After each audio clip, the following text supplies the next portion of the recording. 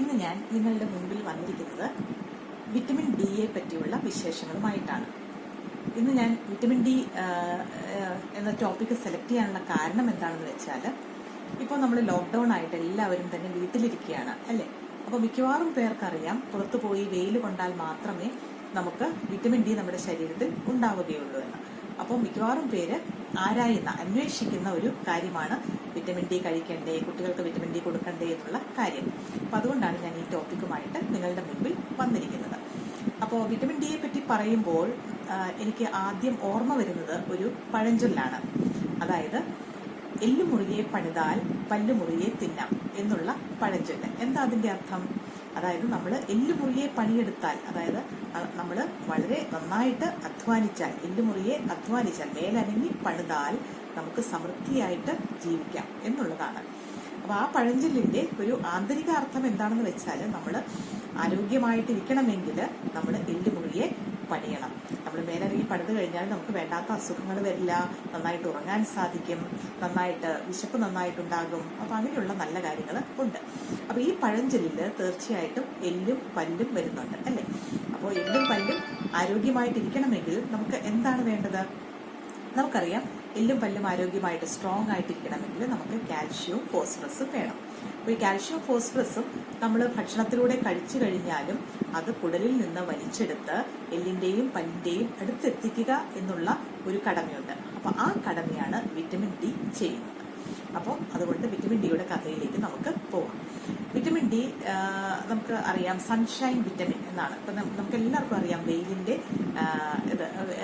വെയിലുമായിട്ട് അഭേദ്യമായിട്ടുള്ള ബന്ധമുണ്ട് വിറ്റമിൻ ഡിക്ക്. അപ്പോൾ സൺഷൈൻ വിറ്റമിൻ എന്നാണ് വിറ്റമിൻ ഡി അറിയപ്പെടുന്നത്. അതുകൂടാതെ ഇപ്പം വേണമെങ്കിൽ നമുക്ക് ലോക്ക്ഡൗൺ വിറ്റമിൻ എന്നുകൂടെ വിളിക്കാം. കാരണം ഇപ്പം എല്ലാവരും തന്നെ വളരെ ഇൻട്രസ്റ്റോടു കൂടി ആരായുന്ന ഒരു കാര്യമാണ് വിറ്റമിൻ ഡിയെ കുറിച്ച്. അപ്പോൾ അതുകൊണ്ട് നമുക്ക് വിറ്റമിൻ ഡിക്ക് വേറൊരു പേരും കൂടെ ഇടാം, ലോക്ക്ഡൗൺ വിറ്റമിൻ എന്ന്. ഓക്കെ, അപ്പം വിറ്റമിൻ ഡിയുടെ കഥയിലേക്ക് കടക്കാം. അതിനുമുമ്പ് ഞാൻ ആദ്യം എന്നെ പരിചയപ്പെടുത്തട്ടെ. ഞാൻ ഡോക്ടർ ലിസ തോമസ്, കുട്ടികളുടെ ഡോക്ടറാണ്. അപ്പം ഏതൊരു കഥ തുടങ്ങുമ്പോഴും ഒരു നായകനും ഉണ്ടാവും, ഒരു വില്ലനും ഉണ്ടാവും. അപ്പം അതുപോലെ തന്നെ വിറ്റമിൻ ഡിയുടെ ഈ കഥയിൽ ഒരു നായകനുണ്ട്. നായകൻ തീർച്ചയായിട്ടും നമ്മുടെ വെയിൽ തന്നെയാണ്. അതുപോലെ വില്ലൻ എന്ന് പറയുന്നത് കൊളസ്ട്രോൾ ആണ്. പക്ഷെ ഈ കഥയിലെ വില്ലൻ ഒരു പാവം വില്ലനാണ് അല്ലേ. അപ്പം നമുക്ക് തുടങ്ങാം. അപ്പം ആദ്യം തന്നെ നമുക്ക് നോക്കാം, വിറ്റമിൻ ഡി എന്താണ് ചെയ്യുന്നത് നമ്മുടെ ശരീരത്തിൽ. നമ്മളെപ്പോഴും എല്ലാവരും വിറ്റമിൻ ഡി എന്ന് പറയുന്നുണ്ട്. വിറ്റമിൻ ഡി എന്താണ് ചെയ്യുന്നത് എന്ന് നോക്കാം. ഞാൻ നേരത്തെ പറഞ്ഞതുപോലെ തന്നെ വിറ്റമിൻ ഡി കുടലിലെ, അല്ലെങ്കിൽ നമ്മൾ കഴിക്കുന്ന ഭക്ഷണത്തിലെ കാൽഷ്യത്തിനെയും ഫോസ്ഫറസിനെയും കുടലിൽ നിന്ന് വലിച്ചെടുത്ത് അതിനെ രക്തത്തിലേക്ക് അലിയിക്കുന്നു. അങ്ങനെ ഈ കാൽഷ്യത്തിനെയും ഫോസ്ഫറസിനെയും എല്ലിന്റെയും പല്ലിന്റെയും അടുത്തെത്തിക്കുക എന്നുള്ള ചുമതലയാണ് വിറ്റമിൻ ഡി. അത്രയും വലിയൊരു ചുമതലയാണ്, വലിയൊരു സഹായമാണ് വിറ്റമിൻ ഡി ചെയ്യുന്നത്. അപ്പോൾ നമ്മുടെ എല്ലിനെയും പല്ലിനെയും അതിൻ്റെ കൂടെ തന്നെ നമ്മുടെ പേശികളെയും മസിൽസിനെയും ഒക്കെ സ്ട്രോങ് ആയിട്ട് നിലനിർത്തുന്നത് വിറ്റമിൻ ഡി ആണ്. അതുകൂടാതെ തന്നെ പല പഠനങ്ങളും തെളിയിക്കുന്നത് എന്താണെന്ന് വെച്ചാൽ, അടി മുതൽ മുടി വരെ നമ്മുടെ പല കാര്യങ്ങളും പല ഉപകാരങ്ങളും നമുക്ക് വിറ്റമിൻ ഡി ചെയ്യുന്നുണ്ട്. ഫോർ എക്സാമ്പിൾ, നമ്മുടെ തലച്ചോറിന്റെ പ്രവർത്തനത്തിന്, നമ്മുടെ ഞരമ്പുകളുടെ ബലത്തിന്, അതുപോലെ ചില പഠനങ്ങൾ തെളിയിക്കുന്നത് വിഷാദ രോഗത്തെ ഒരു പരിധിവരെ പ്രതിരോധിക്കാൻ വിറ്റമിൻ ഡി സഹായിക്കുന്നു. അതുപോലെ നമുക്ക് ഇമ്മ്യൂണിറ്റി തരാൻ, നമുക്ക് പ്രതിരോധ ശക്തി തരാൻ വിറ്റമിൻ ഡി സഹായകമാണ്. നമുക്ക് ഇൻഫെക്ഷൻസ് വരാതിരിക്കാൻ അത് ഹെൽപ്പ് ചെയ്യുന്നു. പിന്നെ ഈ പ്രതിരോധ ശക്തി കൂടിക്കഴിഞ്ഞാൽ, അബ്നോർമലായിട്ട് കൂടിക്കഴിഞ്ഞാലും പ്രശ്നമാണ്. അങ്ങനെയാണ് നമുക്ക് ഈ ഓട്ടോ ഇമ്മ്യൂൺ ഡിസീസസ് എന്ന് പറയുന്ന ഒരു കൂട്ടം ഡിസീസസ് ഉണ്ട്. അപ്പൊ അങ്ങനെ വരാതിരിക്കാനും വിറ്റമിൻ ഡി ഹെൽപ്ഫുൾ ആണെന്ന് പഠനങ്ങൾ തെളിയിക്കുന്നുണ്ട്. അതുകൂടാതെ തന്നെ നമ്മുടെ ശ്വാസകോശത്തിന്റെ ആരോഗ്യത്തിന്, നമ്മുടെ ഹാർട്ടിന്റെ ശരിയായ പ്രവർത്തനത്തിന്, അതുപോലെ പലതരം അലർജി, ആസ്മ മുതലായിട്ടുള്ള പലതരം അലർജി, ത്വക്ക്, സ്കിന്നിന്റെ അലർജി, ഇതിനൊക്കെ വിറ്റമിൻ ഡി നല്ലതാണ്. അതുകൂടാതെ ദഹന പ്രക്രിയയ്ക്ക്, പിന്നെ ക്യാൻസർ വരാതിരിക്കാനായിട്ട്, ഈവൻ നമ്മുടെ വെയിറ്റ് കുറയ്ക്കാൻ വിറ്റമിൻ ഡി സഹായിച്ചേക്കാം എന്നുള്ള പഠനങ്ങളുണ്ട്. അതുപോലെ ഇൻസുലിന്റെ ശരിയായ പ്രവർത്തനത്തിന്, നമുക്ക് ഡയബറ്റീസ് വരാതിരിക്കാനൊക്കെ ഒരു പരിധിവരെ വിറ്റമിൻ ഡി ഹെൽപ്ഫുൾ ആണ് എന്ന് കാണുന്നു. അപ്പോൾ ഈ അടി മുതൽ മുടി വരെ വിറ്റമിൻ ഡി നമ്മളെ ഒത്തിരി ഉപകാരങ്ങൾ ചെയ്യുന്നുണ്ട്. പക്ഷെ ഇതിനൊക്കെ പ്രധാനമായിട്ടുള്ള ഫങ്ഷൻ നമ്മുടെ എല്ലിന്റെയും പല്ലിന്റെയും അതുപോലെ തന്നെ മസിൽസിന്റെയും ഒക്കെ ആരോഗ്യം നിലനിർത്തുന്നു. അവയൊക്കെ ബലവത്തായിട്ട്, സ്ട്രോങ് ആയിട്ട് സൂക്ഷിക്കുന്നു എന്നുള്ളതാണ് വിറ്റമിൻ ഡി നമുക്കായിട്ട് ചെയ്യുന്ന ഏറ്റവും വലിയ കടമ. അപ്പോൾ ഇങ്ങനെ ചെയ്യുന്ന ഈ വിറ്റമിൻ ഡി ഇപ്പോൾ ഇത്രയും കടമകളൊക്കെ ചെയ്യുമ്പോൾ നമുക്ക് തീർച്ചയായിട്ടും വിറ്റമിൻ ഡി നമ്മുടെ ശരീരത്തിന് ആവശ്യമാണ് അല്ലേ. അപ്പോൾ എങ്ങനെയാണ് നമുക്ക് വിറ്റമിൻ ഡി കിട്ടുന്നത്? അത് ആണ് അടുത്ത ചോദ്യം. വിറ്റമിൻ ഡി കിട്ടുന്നത് എങ്ങനെയാണെന്ന് ചോദിച്ചു കഴിയുമ്പോൾ നമുക്ക് കഥയിലെ നായകനെയും വില്ലനെയും പരിചയപ്പെടുത്തേണ്ടി വരും. അപ്പോൾ വിറ്റമിൻ ഡി പ്രധാനമായിട്ടും നമ്മുടെ ശരീരത്തിൽ എത്തുന്നത് വെയിലിന്റെ സഹായത്തോടെയാണ്. അപ്പോൾ വെയിലാണ് നമ്മുടെ നായകൻ. വെയിൽ നമ്മൾ ഏൽക്കുന്നത് എങ്ങനെയാണ്? നമ്മളിപ്പോൾ ഒരു ആഴ്ചയിൽ ഒരു 4-5 പ്രാവശ്യം നമ്മൾ ഒരു അരമണിക്കൂർ, ഒരു 1/4 മണിക്കൂർ അല്ലെങ്കിൽ അരമണിക്കൂർ നടക്കാനോ അല്ലെങ്കിൽ കളിക്കാനോ ഒക്കെ പോവുകയാണെങ്കിൽ, തീർച്ചയായിട്ടും ലോക്ക്ഡൌണിന്റെ സമയത്ത് നമുക്കത് സാധിക്കില്ല എന്നറിയാം, അതൊക്കെ കഴിഞ്ഞ് ആണെങ്കിലും ഇതിനു മുമ്പ് നമ്മളങ്ങനെ ചെയ്തിട്ടുണ്ട്. അപ്പോൾ ഇങ്ങനെ നമ്മൾ ഒരു 1/4 മണിക്കൂർ അല്ലെങ്കിൽ അരമണിക്കൂർ നമ്മൾ ഡെയിലി നമ്മൾ നടക്കാനോ കളിക്കാനോ പോവുക, ആഴ്ചയിൽ ഒരു 4-5 ദിവസം. അപ്പോൾ അങ്ങനെ പോകുമ്പോൾ ഈ രാവിലെ 10 മുതൽ വൈകിട്ട് 3 ഇടയ്ക്കുള്ള ആ ഒരു വെയിലാണ് വിറ്റമിൻ ഡി ഉണ്ടാവാൻ സഹായിക്കുന്നത്. കാരണം എന്താണ്? ആ സമയത്തുള്ള വെയിലിലാണ് അൾട്രാ വയലറ്റ് ബി രശ്മികൾ ഉള്ളത്. അപ്പോൾ ഈ അൾട്രാ വയലറ്റ് ബി രശ്മികളാണ് നമ്മുടെ ശരീരത്തിൽ പതിക്കേണ്ടത്. അപ്പോൾ നമ്മൾ ഇങ്ങനെ ഈ വെയിൽ കൊള്ളാൻ പോകുമ്പോൾ നമ്മൾ സൺസ്ക്രീനൊക്കെ പുരട്ടി കംപ്ലീറ്റ് ആയിട്ട് മൂടി പോകരുത്. അങ്ങനെ പോയി കഴിഞ്ഞാൽ നമുക്ക് വെയിൽ കൊള്ളുകയില്ല. അപ്പോൾ ഈ രീതിയിൽ നമ്മൾ വെയിൽ കായുകയാണെങ്കിൽ, വെയിൽ കൊള്ളാൻ പോവുകയാണെങ്കിൽ അത് വിറ്റമിൻ ഡി നമ്മുടെ ശരീരത്തിൽ ഉത്പാദിപ്പിക്കുവാൻ സഹായകമാകുന്നു. അപ്പോൾ വെയിൽ കൊണ്ടു കഴിയുമ്പോൾ, നമ്മുടെ ശരീരത്തിൽ വെയിൽ കൊണ്ടു കഴിയുമ്പോൾ എന്താ സംഭവിക്കുന്നത്? അപ്പോൾ നമ്മുടെ വില്ലനിലേക്ക് വരാം, വില്ലൻ കഥാപാത്രത്തിലേക്ക്. വില്ലൻ കഥാപാത്രം കൊളസ്ട്രോൾ ആണെന്ന് ഞാൻ പറഞ്ഞു. നമുക്ക് എല്ലാവർക്കും അറിയാം, കൊളസ്ട്രോൾ എന്ന് കേൾക്കുമ്പോൾ തന്നെ നമുക്കൊക്കെ ഒരു പേടിയാണ് അല്ലേ. ബ്ലഡ് ടെസ്റ്റ് ഒക്കെ ചെയ്ത് കഴിയുമ്പോൾ കൊളസ്ട്രോൾ ഒരു അല്പം കൂടുതലാണെന്ന് പറയുമ്പോൾ നമുക്കറിയാം അതിന്റെ സൈഡ് ഇഫക്ട്സ്. കൊളസ്ട്രോൾ കൂടി കഴിഞ്ഞാൽ എന്തൊക്കെ ദൂഷ്യഫലങ്ങളാണ് നമ്മുടെ ശരീരത്തിന് ഉണ്ടാവുന്നത് എന്നറിയാം. അപ്പൊ അങ്ങനെ ഒരു വില്ലൻ പ്രതിച്ഛായയാണ് കൊളസ്ട്രോളിനുള്ളത് അല്ലേ. അത് സത്യവുമാണ്. പക്ഷേ ഒരു മിനിമം എമൗണ്ടിൽ നമ്മുടെ ശരീരത്തിന് ആവശ്യമായിട്ടുള്ള ചില നല്ല കൊളസ്ട്രോളുകളുണ്ട്. അപ്പൊ ഈ ചീത്ത കൊളസ്ട്രോളുകളുടെ ഇടയിൽ ചില നല്ലവന്മാരുണ്ട് അല്ലെ. അപ്പൊ അങ്ങനെയുള്ള കൂട്ടത്തിൽപ്പെട്ട ഒരു നല്ല കൊളസ്ട്രോൾ ആണ് 7-ഡീഹൈഡ്രോ കൊളസ്ട്രോൾ എന്ന് പറയുന്നത്. അപ്പൊ ഈ കൊളസ്ട്രോൾ എവിടെയായിരിക്കുന്നത്? നമ്മുടെ തൊലിയുടെ അടിയിലെ കൊഴുപ്പില് അങ്ങനെ പതിഞ്ഞിരിക്കുകയാണ്. അപ്പൊ നമ്മൾ വെയിൽ കൊണ്ട് കഴിയുമ്പോൾ എന്താ സംഭവിക്കുന്നത്? ഈ 7-ഡീഹൈഡ്രോ കൊളസ്ട്രോൾ ഉടനെ ഉഷാറാവുന്നു, സടകുടഞ്ഞ് എഴുന്നേൽക്കുന്നു, അതിന് ചെറിയൊരു രൂപമാറ്റം സംഭവിക്കുന്നു. അപ്പൊ കഥയിലെ നായകനും കഥയിലെ വില്ലനും അങ്ങനെ കൂട്ടായി. അപ്പൊ അവര് 7-ഡീഹൈഡ്രോ കൊളസ്ട്രോൾ ചെറിയൊരു രൂപമാറ്റം സംഭവിക്കുന്നു. ഈ 7-ഡീഹൈഡ്രോ കൊളസ്ട്രോൾ രൂപമാറ്റം സംഭവിച്ച ഈ 7-ഡീഹൈഡ്രോ കൊളസ്ട്രോൾ നേരെ കരളിന്റെ അടുത്തേക്ക് എത്തുന്നു. കരള് ഇതിനെ വിറ്റമിൻ ഡിയുടെ ഒരു രണ്ടാമത്തെ രൂപം എന്ന് വേണമെങ്കിൽ പറയാം. നമ്മൾ ദശാവതാരം എന്നൊക്കെ കേട്ടിട്ടില്ലേ? അതുപോലെ വിറ്റമിൻ ഡിക്ക് 3 അവതാരങ്ങളുണ്ട്. വിറ്റമിൻ ഡിയുടെ ഈ 3ാമത്തെ അവതാരത്തിൽ എത്തുമ്പോഴാണ് വിറ്റമിൻ ഡി നല്ല സ്ട്രോങ് ആയിട്ട് നമ്മുടെ ശരീരത്തിൽ നല്ലതായിട്ട് എല്ലാ ഫങ്ഷൻസും നിറവേറ്റാൻ പാകത്തിന് പ്രവർത്തന സജ്ജമാവുന്നത്. അപ്പൊ അതിന്റെ ആദ്യത്തെ അവതാരം തൊലിയുടെ അടിയിൽ വെയിലടിച്ചിട്ടുണ്ടാവുന്ന അവതാരം. 2ാമത്തെ അവതാരം കരളിലെത്തി കഴിയുമ്പോൾ അത് ഉണ്ടാവുന്നതാണ് 2ാമത്തെ അവതാരം. ഇനി കരളിന്റെ അടുത്ത് നിന്ന് ഇത് നേരെ പോകുന്നത് കിഡ്നിയുടെ അടുത്തേക്കാണ്. കിഡ്നിയിലെത്തി കഴിയുമ്പോൾ കിഡ്നി അതിന്റെ 3ാമത്തെ ഫൈനൽ സ്ട്രോങ് അവതാരത്തിലേക്ക് മാറ്റുന്നു. അങ്ങനെ വിറ്റമിൻ ഡി വെയിലിന്റെ സഹായത്തോടെ നമ്മുടെ ശരീരത്തിൽ ഉണ്ടാകുന്നു. വെയിലിലൂടെയാണ് നമുക്ക് മാക്സിമം വിറ്റമിൻ ഡി കിട്ടുന്നത്. ഇത് കൂടാതെ നമുക്ക് ഭക്ഷണത്തിലൂടെയും വിറ്റമിൻ ഡി ഒരു പരിധി വരെ കിട്ടുന്നുണ്ട്. ഏതൊക്കെ ഭക്ഷണത്തിലൂടെയാണ് നമുക്ക് വിറ്റമിൻ ഡി കിട്ടുന്നത്? നമുക്ക് ഈ ഫാറ്റി ആയിട്ടുള്ള ഫിഷ്, ചെറിയ മത്സ്യങ്ങൾ, അതായത് ചാള, അയല പോലുള്ള ചെറിയ മത്സ്യങ്ങൾ, സാൽമൺ, രോഹു, അതുപോലെ ട്യൂണ, പിന്നെ റെഡ് മീറ്റ്, അതിലൊക്കെ വിറ്റമിൻ ഡി ഒരു പരിധി വരെയുണ്ട്. അതുപോലെ തന്നെ കരള്, ബീഫിന്റെ കരള് എസ്പെഷ്യലി, പിന്നെ കോഡ് ലിവർ ഓയിൽ, പാലുൽപ്പന്നങ്ങളും, മുട്ടയുടെ ഉണ്ണി, ഇതിലൊക്കെ വിറ്റമിൻ ഡി ഉണ്ട്. അതുപോലെ തന്നെ നമ്മുടെ ഇപ്പം മാർക്കറ്റിൽ പല സ്ഥലങ്ങളിലും വിറ്റമിൻ ഡി ഫോർട്ടിഫൈഡ് ആയിട്ട് വിറ്റമിൻ ഡി ചേർത്തിട്ടുള്ള ഭക്ഷണ പദാർത്ഥങ്ങൾ ലഭിക്കും. ജ്യൂസിലാണെങ്കിലും അതുപോലെ ധാന്യങ്ങളിലൊക്കെ വിറ്റമിൻ ഡി ഫോർട്ടിഫൈ ചെയ്തിട്ടുള്ള ഭക്ഷണ പദാർത്ഥങ്ങൾ കിട്ടാറുണ്ട്. അതുപോലെ പയർവർഗ്ഗങ്ങളിലും ഒരു ലിമിറ്റ് വരെ വിറ്റമിൻ ഡി അവൈലബിൾ ആണ്. പിന്നെ പഴങ്ങളും പച്ചക്കറികളും ഒക്കെ കഴിക്കണമെങ്കിൽ ധാരാളം വിറ്റമിൻസും മിനറൽസും ഉണ്ട്. വിറ്റമിൻ ഡി ചെറിയൊരു അംശത്തിൽ അതിലുണ്ടെന്ന് മാത്രമല്ല, അതിൽ അടങ്ങിയിരിക്കുന്ന മഗ്നീഷ്യം, നമ്മൾ പഴങ്ങളും പച്ചക്കറികളും ഒക്കെ കഴിച്ചു കഴിഞ്ഞാൽ മഗ്നീഷ്യം നമ്മുടെ ശരീരത്തിലേക്ക് ആഗിരണം ചെയ്യപ്പെടും. മഗ്നീഷ്യത്തിന്റെ കാര്യം പറയാൻ കാര്യം എന്ന് വെച്ചാൽ ഈ മഗ്നീഷ്യവും നമ്മുടെ കിഡ്നിയെ ഹെൽപ്പ് ചെയ്യും. വിറ്റമിൻ ഡിയുടെ ആ പൂർണ്ണ ഫൈനൽ 3ാം അവതാരത്തിലേക്ക് വിറ്റമിൻ ഡിയെ മാറ്റാനായിട്ട് മഗ്നീഷ്യത്തിന്റെ സഹായം ഉണ്ട് കിഡ്നിക്ക്. അപ്പോൾ ഇങ്ങനെയുള്ള ഇതെല്ലാം അടങ്ങിയ സമീകൃതമായിട്ടുള്ള ഒരു ആഹാരം കഴിക്കുന്നതാണ് വിറ്റമിൻ ഡി നമ്മുടെ ശരീരത്തിൽ ഉണ്ടാവാൻ ഏറ്റവും നല്ല മാർഗം. അപ്പം വെയിലടിച്ചു കഴിഞ്ഞാലും അതുപോലെ സമീകൃതമായിട്ടുള്ള ഭക്ഷണം കഴിച്ചാലും നമുക്ക് വിറ്റമിൻ ഡി ധാരാളമായിട്ട് നമ്മുടെ ശരീരത്തിൽ ഉണ്ടാകും. അതുകൂടാതെ തന്നെ ഞാൻ ഈ പറഞ്ഞു വിറ്റമിൻ ഡി ഉണ്ടാകുന്ന പ്രോസസ്സസ് ഞാൻ പറഞ്ഞില്ലേ. അപ്പോൾ ആ പ്രോസസ്സസിൽ നമുക്ക് വിറ്റമിൻ ഡി ഉണ്ടാവണമെങ്കിൽ കരൾ ആരോഗ്യമായിട്ടിരിക്കണം. കാരണം വിറ്റമിൻ ഡിയുടെ രണ്ടാമത്തെ അവതാരം കരളിലാണ് ഉണ്ടാവുന്നത്. അപ്പോൾ കരൾ ഹെൽത്തി ആയിരിക്കണം, കിഡ്നിയും ഹെൽത്തി ആയിരിക്കണം. അപ്പോൾ കരൾ ഹെൽത്തി ആയിരിക്കണമെങ്കിൽ നമ്മൾ അനാവശ്യമായിട്ടുള്ള മരുന്നുകളും അതുപോലെ തന്നെ ഒത്തിരി ജങ്ക് ഫുഡ് അങ്ങനെയുള്ള സാധനങ്ങളൊക്കെ കഴിക്കാതിരിക്കുക. ഹെൽത്തി ആയിട്ടുള്ള ലൈഫ് സ്റ്റൈൽ ഫോളോ ചെയ്യുക. അതുപോലെ തന്നെ അമിതവണ്ണം കുറയ്ക്കുക. അമിതവണ്ണം കൊണ്ട് എന്താ സംഭവിക്കുന്നത്? കരളിൽ ഫാറ്റ് ഡെപ്പോസിഷൻ ഉണ്ടാകും. അങ്ങനെ വന്നു കഴിയുമ്പോൾ കരളിന് ചില്ലറ കേടുപാടുകളൊക്കെ ഉണ്ടാകും. അപ്പോൾ കരളിന്റെ ആ ഒരു ഫംഗ്ഷനൊക്കെ കുറച്ച് കുറയാനും സാധ്യതയുണ്ട്. അപ്പോൾ വിറ്റമിൻ ഡി ഉണ്ടാക്കാനൊക്കെ കരളിന് ഇത്തിരി ബുദ്ധിമുട്ടായിരിക്കും. അതുപോലെ തന്നെ കിഡ്നിയും ഹെൽത്തി ആയിരിക്കണം. കിഡ്നി ഹെൽത്തി ആയിരിക്കണമെങ്കിൽ നമുക്ക് ഈ ജീവിതശൈലി രോഗങ്ങൾ നമ്മൾ അവോയ്ഡ് ചെയ്യണം. ഷുഗർ, പ്രഷറോ ഒക്കെ ഉണ്ടോ എന്നുള്ളത് നമ്മൾ ചെക്ക് ചെയ്ത് അത് കൺട്രോളിൽ നിർത്തണം. അതുപോലെ തന്നെ ധാരാളം വെള്ളം കുടിക്കുക, ഉപ്പിന്റെ അംശം കുറയ്ക്കുക, അതുപോലെ ജങ്ക് ഫുഡ് അവോയ്ഡ് ചെയ്യുക. അതും ഹെൽത്തി ലൈഫ് സ്റ്റൈൽ ഉണ്ടെങ്കിൽ നമുക്കിത് ഈ ഓർഗൻസ് എല്ലാം ഹെൽത്തി ആയിട്ട് നമുക്ക് മെയിൻറ്റെയിൻ ചെയ്യാൻ സാധിക്കും. അപ്പോൾ ഇങ്ങനെയുള്ള ഈ ഒരു കാര്യങ്ങളൊക്കെ നമ്മൾ വിറ്റമിൻ ഡി നമ്മുടെ ശരീരത്തിൽ ആവശ്യത്തിന് വേണമെങ്കിൽ ഈ കാര്യങ്ങളെല്ലാം നമ്മൾ ഫോളോ ചെയ്യണം. വിറ്റമിൻ ഡി കുറയാൻ വേറെ കാരണങ്ങളും ഉണ്ട്. ഫോർ എക്സാമ്പിൾ ചില മരുന്നുകൾ കഴിക്കുന്ന ആളുകൾ അവർക്ക് വിറ്റമിൻ ഡി കുറയാൻ സാധ്യതയുണ്ട്. അപ്പോൾ അത് നമ്മൾ തീർച്ചയായിട്ടും നമ്മൾ ശ്രദ്ധിക്കേണ്ടതാണ്. അതുപോലെ തന്നെ ചില ജനിതകമായിട്ടുള്ള അസുഖങ്ങളിൽ വിറ്റമിൻ ഡി കുറയാൻ സാധ്യതയുണ്ട്. അപ്പോൾ ജനറ്റിക് ആയിട്ടുള്ള ഡിസോർഡേഴ്സും ഉണ്ട് വിറ്റമിൻ ഡി കുറയാനായിട്ട്.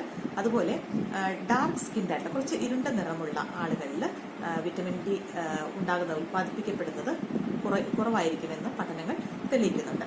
അതുപോലെ നവജാത ശിശുക്കൾ അവരുടെ അമ്മമാർക്ക് വിറ്റമിൻ ഡിയുടെ ഡെഫിഷ്യൻസി ഉണ്ടെങ്കിൽ ഈ നവജാത ശിശുക്കൾക്കും വിറ്റമിൻ ഡി ഡെഫിഷ്യൻസി ഉണ്ടാകും അല്ലേ.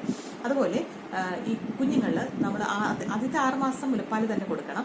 6 മാസം കഴിയുമ്പോൾ നമ്മൾ ആ വീനിങ് കട്ടിയാഹാരം കൊടുത്തു തുടങ്ങണം. കാരണം അവർ വളരുമല്ലേ. പക്ഷേ ചിലരെന്താ ചെയ്യുന്നത്, ചില കട്ടിയാഹാരം ശരിയായ രീതിയിൽ കൊടുക്കാതെ പാല് തന്നെ കൊടുത്തുകൊണ്ടിരിക്കും. അപ്പം അങ്ങനെയുള്ള അവസരം, പാലിൽ ഒത്തിരി വിറ്റമിൻ ഡി ഒന്നും ഇല്ല അല്ലേ. അപ്പോൾ അങ്ങനെയുള്ള അവസരങ്ങളിലും കുഞ്ഞുങ്ങളിൽ വിറ്റമിൻ ഡി കുറയാൻ സാധ്യതയുണ്ട്. അതുപോലെ മുലയൂട്ടുന്ന അമ്മമാര്, പ്രഗ്നന്റ് ആയിട്ടുള്ള ladies, strict vegetarian diet follow ചെയ്താൽ ഇവരിലൊക്കെ വിറ്റമിൻ ഡി കുറയാൻ സാധ്യത ഉണ്ട്. അപ്പോൾ ഈ എല്ലാ ഫാക്ടേഴ്സും കൂടി ചേർന്നിട്ടുള്ള കാരണങ്ങളാണ് വിറ്റമിൻ ഡി ശരീരത്തിൽ കുറയാൻ. ഇപ്പൊ നമ്മൾ വെയിൽ കൊള്ളുന്നു, നല്ല വെയിലുള്ള രാജ്യങ്ങളാണെങ്കിൽ പോലും അവിടെ വിറ്റമിൻ ഡി ഡെഫിഷ്യൻസി കോമൺ ആണ്. അതിന്റെ കാരണം ഒന്ന്, അവര് വെയിലത്ത് ഇറങ്ങുന്നുണ്ടാവില്ല. നല്ല ശക്തമായിട്ടുള്ള വെയിൽ, അത് നമ്മൾ സൂക്ഷിക്കണം അല്ലെ. ഹീറ്റ് സ്ട്രോക്കും ഡീഹൈഡ്രേഷനും അതുപോലെ ചൂട് ശരീരത്തിൽ തട്ടിയിട്ടുണ്ടാകുന്ന പ്രശ്നങ്ങളൊക്കെ ഉണ്ടാകും. അപ്പൊ അവരെ പറഞ്ഞിട്ട് കാര്യമില്ല. അപ്പൊ അങ്ങനെ വീട്ടിൽ തന്നെ അകത്ത് തന്നെ ഇൻഡോർ തന്നെ ഇരിക്കുന്ന ആളുകൾക്ക് വിറ്റമിൻ ഡി ഡെഫിഷ്യൻസി, ചൂട് പ്രദേശം വെയിലുള്ള പ്രദേശമാണെന്ന് പറഞ്ഞിട്ട് കാര്യമില്ല. അപ്പൊ അത് വിറ്റമിൻ ഡി ഡെഫിഷ്യൻസി വരാനുള്ള ഒരു കാരണമാണ്. അത് മാത്രമല്ല, അങ്ങനെയുള്ള രാജ്യങ്ങളിൽ ഇപ്പം ഭക്ഷണം, സമീകൃതമായിട്ടുള്ള ഭക്ഷണവും കഴിക്കണം. അപ്പം അങ്ങനെയുള്ള ഭക്ഷണവും ചിലപ്പം ബാലൻസ്ഡ് ആയിട്ടായിരിക്കത്തില്ല. അപ്പം ഇങ്ങനെയുള്ള കാരണങ്ങൾ കൊണ്ടെല്ലാം വിറ്റമിൻ ഡി നമ്മുടെ ശരീരത്തിൽ ഉണ്ടാകുന്നത് കുറയുന്നു. അപ്പോൾ വിറ്റമിൻ ഡി ശരീരത്തിൽ കുറഞ്ഞു കഴിഞ്ഞാൽ എന്താണ് സംഭവിക്കുന്നത്? അപ്പം അടുത്തത് നമ്മൾ ആ സിംറ്റംസ്, എന്തൊക്കെയാണ് വിറ്റമിൻ ഡി കുറഞ്ഞാൽ ഉണ്ടാകുന്ന പ്രശ്നങ്ങളെന്ന് നോക്കാം. വിറ്റമിൻ ഡി കുറഞ്ഞു കഴിഞ്ഞാൽ വളരെ ഒബ്വിയസ് ആയിട്ടുള്ള പ്രശ്നങ്ങളൊന്നും നമ്മൾ കാണാറില്ല. ഒരു വല്ലാത്ത തളർച്ച, അല്ലെങ്കിൽ ക്ഷീണം, അല്ലെങ്കിൽ കൈകാൽ വേദന, മസിലിന് പിടുത്തം, ഇങ്ങനെയുള്ള പ്രശ്നങ്ങളായിരിക്കും മിക്കവാറും പേര് പറയുന്നത്. അല്ലെങ്കിൽ എന്താ പറയുക, സ്കിൻ ഭയങ്കര ഡ്രൈ ആവുന്നു, ഇങ്ങനെയുള്ള പ്രോബ്ലംസ്, ജനറൽ ആയിട്ടുള്ള പ്രോബ്ലംസ്. പക്ഷേ സിവിയർ ആയിട്ടുള്ള ഡെഫിഷ്യൻസി വന്നു കഴിയുമ്പോൾ എന്താ സംഭവിക്കുന്നത്? പ്രായമായിട്ടുള്ള ആൾക്കാരാണെങ്കിൽ അവരുടെ എല്ലിനൊക്കെ ബലം കുറയും, മുട്ടത്തോട് പോലെയാവും അവരുടെ എല്ല്. അപ്പോൾ അവർ പെട്ടെന്ന് വീഴാൻ സാധ്യത, അല്ലെങ്കിൽ ഫ്രാക്ചർ ഉണ്ടാവാനുള്ള സാധ്യതയുണ്ട്. അതുപോലെ അവർക്ക് നട്ടലിനൊക്കെ ബലം കുറഞ്ഞിട്ട് അവർ കൂന് ഉണ്ടാവും.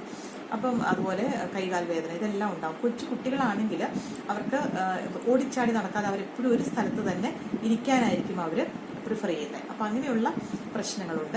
പിന്നെ സിവിയർ വിറ്റമിൻ ഡി ഡെഫിഷ്യൻസിയിൽ കുട്ടികൾക്ക് ഇപ്പോൾ വളരുന്ന പ്രായമല്ലേ കുട്ടികളെന്ന് പറയുമ്പോൾ, അപ്പോൾ അവർക്ക് ബോൺസിന് ചില വൈകല്യങ്ങൾ കാണാറുണ്ട്. ഫോർ എക്സാമ്പിൾ, ചെറിയ കുട്ടികൾ, ഈ വിറ്റമിൻ ഡി ഡെഫിഷ്യൻസി ഉള്ള കുട്ടികളെ നമുക്ക് കണ്ടാൽ അറിയാം, അവരുടെ തല കുറച്ച് വലുതായിരിക്കും, നെറ്റി കുറച്ച് മുമ്പോട്ട് ഉന്തിയിട്ട് ഫ്രോണ്ടൽ ബോസിംഗ് എന്നാണ് അതിന് പറയുന്നത്. അതുപോലെ ഉച്ചി ഉറയ്ക്കാനായിട്ട് താമസം വരും.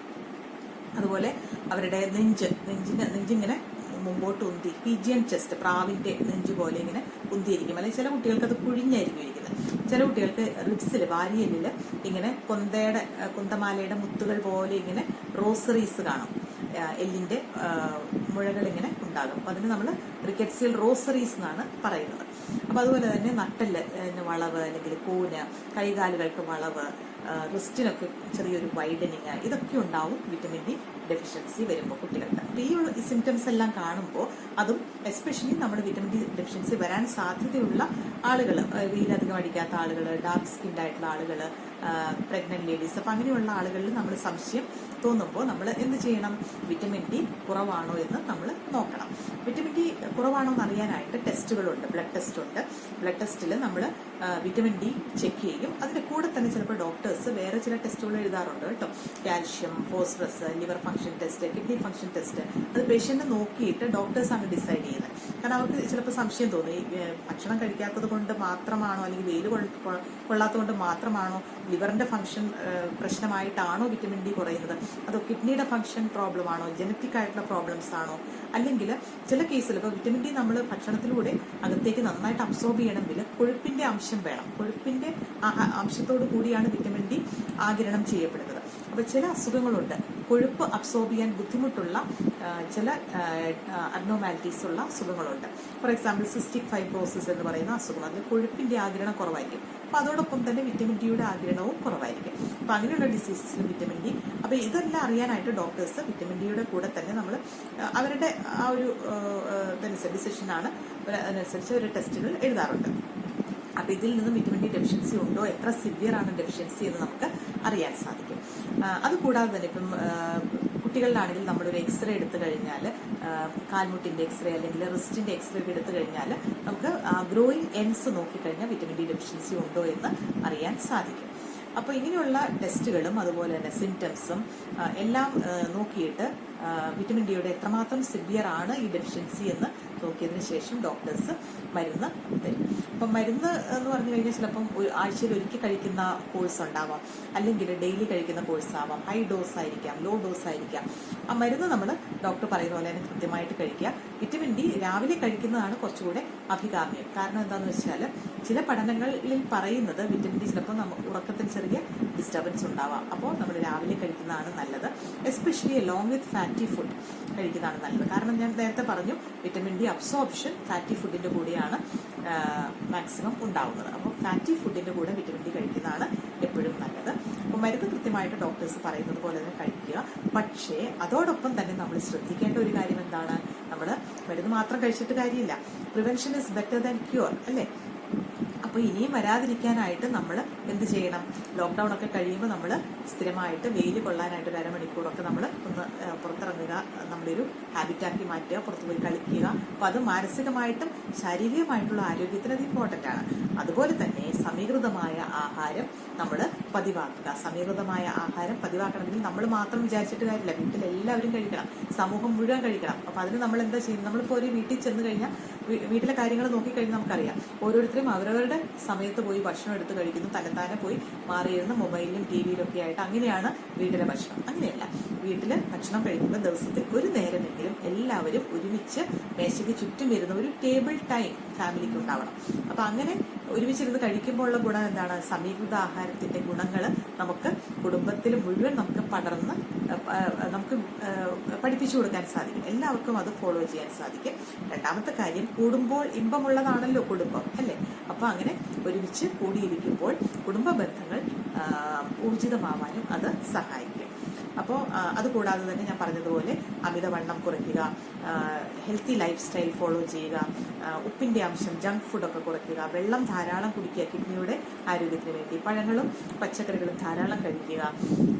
ഇങ്ങനെയുള്ള ഇതെല്ലാം നമ്മൾ ഫോളോ ചെയ്ത് കഴിഞ്ഞാൽ തീർച്ചയായിട്ടും നമുക്ക് നമ്മുടെ ശരീരത്തിൽ വിറ്റമിൻ ഡിയുടെ കുറവ് ഉണ്ടാവാതെ നമുക്ക് നോക്കാം. അങ്ങനെ നമ്മുടെ എല്ലും പല്ലും ഒക്കെ നല്ല ബലവത്തായിട്ട് ഇരിക്കും. ഇനി അധികമായാൽ അമൃതം വിഷം എന്നൊരു ചൊല്ലുണ്ടല്ലോ, ഞാൻ കുറെ പഴഞ്ചൊല്ലുകൾ പറഞ്ഞുവല്ലേ ഇതിൻ്റെ ഇടയ്ക്ക്. അപ്പോൾ അധികമായാൽ അമൃതം വിഷം എന്ന് പറയുന്നത് പോലെ വിറ്റമിൻ ഡി കൂടുതലായി കഴിഞ്ഞാൽ കുഴപ്പമുണ്ടോ? തീർച്ചയായിട്ടും വിറ്റമിൻ ഡി കൂടുതലായി കഴിഞ്ഞാൽ കുഴപ്പമാണ്. എന്ത് സാധനമായാലും കൂടുതലായാൽ കുഴപ്പമാണ്. അപ്പം അങ്ങനെ വിറ്റമിൻ ഡി കൂടുതലായി കഴിഞ്ഞാൽ അത് റെയറാണ് അങ്ങനെ കൂടുതലാവുക എന്നുള്ളത്. പക്ഷേ അങ്ങനെ കൂടുതലായി കഴിഞ്ഞാൽ ചില സിംറ്റംസ് ഉണ്ടാവും. അത് ഫോർ എക്സാമ്പിൾ മാക്സിമം വരുന്നത് കാൽഷ്യം കൂടുതൽ വരും. അപ്പോൾ കാൽഷ്യം കല്ല്, സ്റ്റോൺസ് കിഡ്നിയിലുണ്ടാവാം, കിഡ്നിക്ക് ചെറിയ ഡാമേജ് സംഭവിക്കാം. അതുപോലെ ചിലപ്പം ഇച്ചിരി ഓക്കാനം, വോമിറ്റിംഗ്, പിന്നെ വിശപ്പില്ലായ്മ, കോൺസ്റ്റിപ്പേഷൻ ഇതൊക്കെ ഉണ്ടാവാം. അല്ലെങ്കിൽ എപ്പോഴും യൂറിൻ പാസ് ചെയ്യുക, മൂത്രം ഒഴിക്കുക, പിന്നെ ദാഹം കൂടുതൽ വരിക, അല്ലെങ്കിൽ എല്ലിനും ഒക്കെ വേദന, ബോൺസൊക്കെ വീക്കായിട്ട്, മസിൽസൊക്കെ വീക്കായിട്ട് വേദന. ഇതിപ്പോൾ വെളുക്കാൻ തേച്ചത് പാണ്ടായി എന്ന് പറഞ്ഞൊരവസ്ഥയാവും അല്ലേ. അതായത് നമ്മൾ ഈ ലക്ഷണങ്ങളൊക്കെ മാറ്റാനാണ്, എല്ലിൻ്റെയും പല്ലിൻ്റെയും ശക്തിക്ക് വേണ്ടിയിട്ടാണ് വിറ്റമിൻ ഡി കഴിക്കുന്നത്. പക്ഷെ അത് അളവിൽ കൂടുതലായി കഴിയുമ്പോൾ സെയിം സിംറ്റംസ് തന്നെ അതിൻ്റെ ടോക്സിസിറ്റി സിംറ്റംസ് ആയിട്ട് വരും. അപ്പോൾ എന്ത് സാധനമാണെങ്കിലും നമ്മൾ കഴിയുന്നതും ഒത്തിരി അധികമാവാതെ നോക്കുക. അപ്പോൾ പ്രിവെൻറ്റ് ചെയ്യാൻ നോക്കുക. ഇങ്ങനെയുള്ള മരുന്നുകൾ കഴിക്കുന്ന അവസ്ഥയിലേക്ക് നമ്മളെ കൊണ്ടെത്തിക്കാതിരിക്കാൻ നമ്മൾ എപ്പോഴും പ്രതിരോധമാണ് എപ്പോഴും നല്ലത് അല്ലേ. അപ്പോൾ എല്ലാ കാര്യങ്ങളും ശ്രദ്ധിക്കുക. പിന്നെ സമീകൃതമായിട്ടുള്ള ആഹാരം കഴിക്കുക, ഹെൽത്തി ലൈഫ് സ്റ്റൈൽ ഫോളോ ചെയ്യുക. അപ്പോൾ ഇത്രയും പറഞ്ഞുകൊണ്ട് ഇന്നത്തെ വിറ്റമിൻ ഡിയുടെ കഥ ഞാൻ നിർത്തുകയാണ്. ലോക്ക്ഡൗൺ വിറ്റമിൻ എന്ന് വേണമെങ്കിൽ നമുക്ക് വിളിക്കാവുന്ന സൺഷൈൻ വിറ്റമിൻ, വെയിലുമായിട്ട് അഭേദ്യമായിട്ടുള്ള ബന്ധമുള്ള വിറ്റമിൻ ഡിയുടെ കഥ അങ്ങനെ ഇവിടെ തീർക്കുകയാണ്. അപ്പം അതോടൊപ്പം തന്നെ നമുക്ക് ആ പാവം വില്ലനെയും ഓർക്കണം. കൊളസ്ട്രോൾ എന്ന പേരിൽ വില്ലന്റെ പ്രതിച്ഛായുള്ള, പക്ഷേ നമുക്ക് വേണ്ടിയിട്ട് വിറ്റമിൻ ഡി ഉണ്ടാവാൻ വേണ്ടിയിട്ട് ഒത്തിരി ഹെൽപ്പ് ചെയ്യുന്ന ആ പാവം കൊളസ്ട്രോളിനെയും ഓർക്കുന്നു. അപ്പം ഇതോടുകൂടി ഞാൻ എൻ്റെ ഇന്നത്തെ ടോക്ക് അവസാനിപ്പിക്കുകയാണ്. നന്ദി.